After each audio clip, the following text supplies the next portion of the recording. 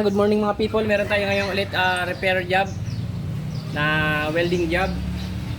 So ito daw ay pyesa ng backhoe ata, backhoe. Tig-weld natin. So yan. So yan, first step natin ito is tatabasan natin to ng konti. Kasi medyo mahirap to na area welding, kaya dapat meron siyang surface area para sa area na to. So yan.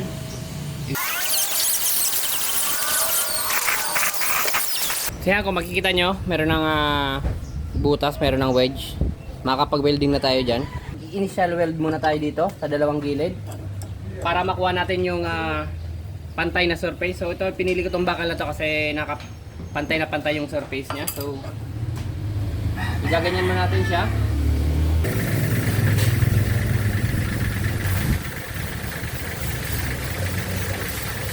Bale, na-fix na natin yung dalawang pyesa. So gagawin natin, grind lang tayo sa dalawang gilid para sa initial weld.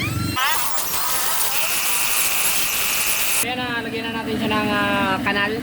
So linisan muna natin ng 100% alcohol yung surface.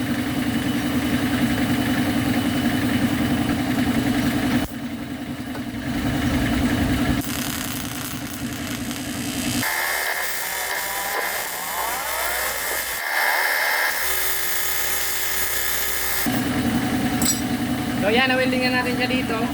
So dito na tayo mag-welding sa butas na ginawa natin kanina.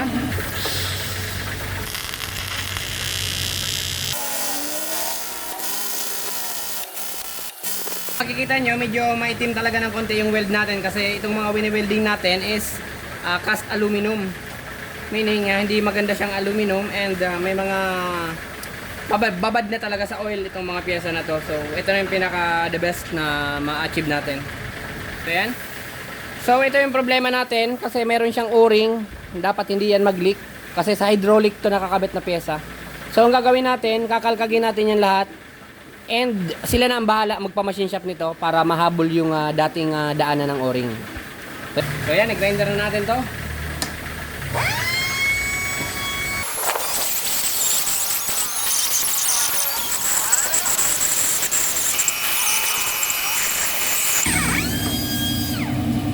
Bale, malalim na yan. So, weldingan na natin yan.